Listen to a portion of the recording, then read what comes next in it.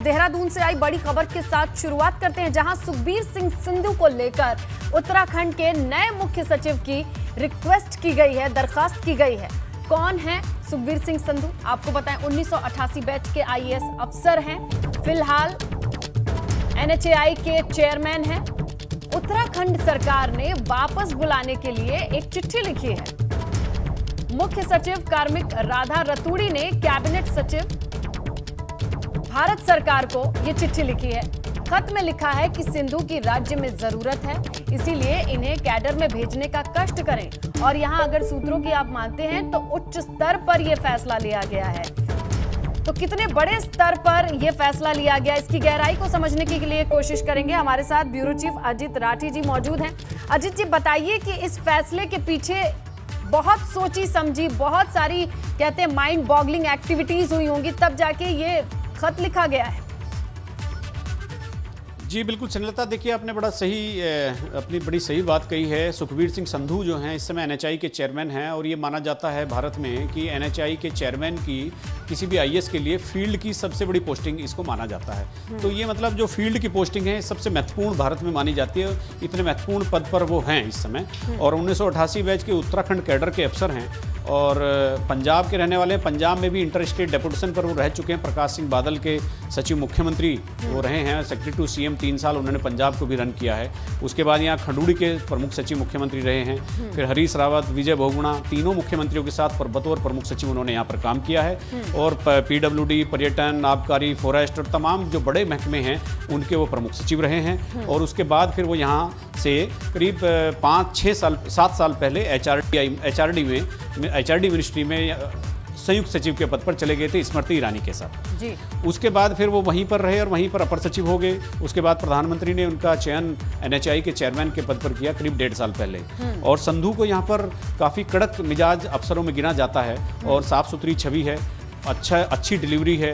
तो स्नेहलता, इसके सबके पीछे ये तो संधू का ट्रैक रिकॉर्ड हुआ, लेकिन इन सब के पीछे स्थिति ये एक बनती है कि भारतीय जनता पार्टी ने बार बार यहाँ सत्ता परिवर्तन का प्रयोग करके देखा, लेकिन जितना भी प्रयोग किया वो उतने फेल होते गए। तो उन्होंने जब इस बात का परीक्षण किया गया कि यहाँ सरकार और निजाम बार बार फेल क्यों हो जा रहे हैं, तो बिल्कुल सामने ये बात आई कि यहाँ जो बेलगाम ब्यूरोक्रेसी है, जो चीफ मिनिस्टर बनता है वो पॉलिटिकल फ्रंट तो संभाल लेता है, लेकिन जो ब्यूरोक्रेसी वाला फ्रंट है वो कहीं छूट जाता है। यहाँ पर जितने भी अफसर बेलगाम घूम रहे हैं, जितने भी अफसरों की मतलब जो कर्मण्यता है वो सरकार के मत्थे पड़ रही है। तो इसीलिए पीएमओ ने और मुख्यमंत्री उत्तराखंड पुष्कर सिंह धामी ने ये एक चयन किया है कि सुखबीर सिंह संधू को वापस बुलाया जाए। और मेरी अभी इस वक्त की जानकारी है स्नेहलता कि वो केंद्र से रिलीव हो चुके हैं और वहां से उत्तराखंड के लिए रवाना भी हो गए हैं। बिल्कुल। तो ये तो एक बात मैंने नई जानकारी आपको दी। एक चीज समझना चाहेंगे, जैसा कि आपने बताया बेलगाम ब्यूरोक्रेसी, ये मरहम है, ये तो हमें समझ में आ रहा है इनकी योग्यता को देख के, संधू की योग्यता को देख के।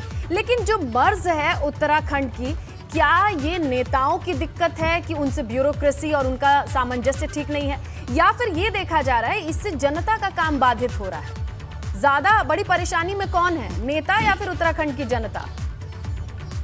नहीं स्नेहलता, देखिए नेचुरली उत्तराखंड की जनता ज़्यादा पीड़ा में होगी, क्योंकि नेताओं को तो कोई फर्क नहीं पड़ता। अब जैसे मैं त्रिवेंद्र सिंह रावत सरकार की बात करता हूं, तो वहां 2, 3, 4 ब्यूरोक्रेट्स मुश्किल से थे जो पूरी सरकार को रन करते थे, और चीफ सेक्रेटरी की बहुत ज़्यादा नहीं चल पाती थी। तो पॉलिटिकल लीडरशिप पर यह डिपेंड करता है कि वो कैसा ब्यूरोक्रेटिक सिस्टम यहाँ खड़ा करना चाहता है जो पब्लिक को डिलीवरी दे सके। फिर थोड़े दिन के लिए तीरथ सिंह रावत आए, तो उस समय भी ब्यूरोक्रेसी बेलगाम हो गई थी। त्रिवेंद्र सिंह रावत के समय भी वो काम नहीं कर रही थी, और तीरथ सिंह रावत के आने के बाद वो अकर्मण्यता की पराकाष्ठा हो गई। फिर एक प्रयोग हुआ, पुष्कर सिंह धामी मुख्यमंत्री बनाए गए, तो प्रधानमंत्री और अमित शाह जी और जेपी नड्डा जो शीर्ष लीडरशिप है, उनको लगा होगा कि हम बार बार लीडरशिप तो चेंज कर रहे हैं, लेकिन ब्यूरोक्रेसी का सरकारी सिस्टम का ढर्रा अभी भी वही बना हुआ है। तो इसीलिए पीएमओ ने शायद ये चयन किया होगा कि जो एनएचएआई के चेयरमैन जैसी महत्वपूर्ण पोस्ट पर जो व्यक्ति बैठा है, और तो उनको वापस भेज दिया जाए ताकि लगाम लगाई जा सके। नेतृत्व के साथ जो जनता को फौरी तौर पर जब राहत मिलनी शुरू हो जाएगी, तभी उन्हें लगेगा कि हाँ कुछ बदलाव हुआ है। आप हमारे साथ बने रहिए, क्योंकि फिर से उत्तराखंड से एक अहम खबर आ रही है, जहां 1 हफ्ते के लिए लॉकडाउन बढ़ाना पड़ा है, कोरोना कर्फ्यू बढ़ाना पड़ा है।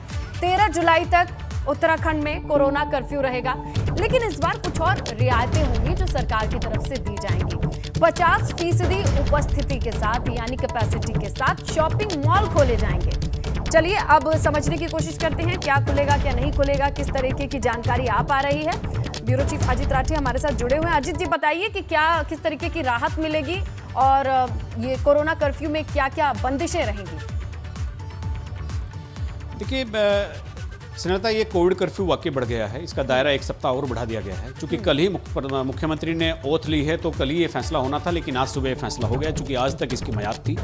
और मैं आपको ये भी बता दूं कि अब ज़्यादातर चीज़ें खुल गई हैं, बहुत सारी चीज़ों में रिलैक्सेशन दे दिया गया है अब ये मल्टीप्लेक्स और ये खोलने के लिए। लेकिन हर चीज़ के लिए उत्तराखंड सरकार ने एक तय सीमा रखी है कि कोविड के जो नियम होंगे उनको फॉलो किया जाएगा। यानी कोई भी प्रतिष्ठान खुलेगा तो उसमें कितने आदमी जाने हैं, कितने नहीं जाने हैं, कि कितनी देर खुलना है। बाजार को चूंकि उन्होंने पहले से ही सुबह 8 बजे से 7 बजे तक कर दिया है।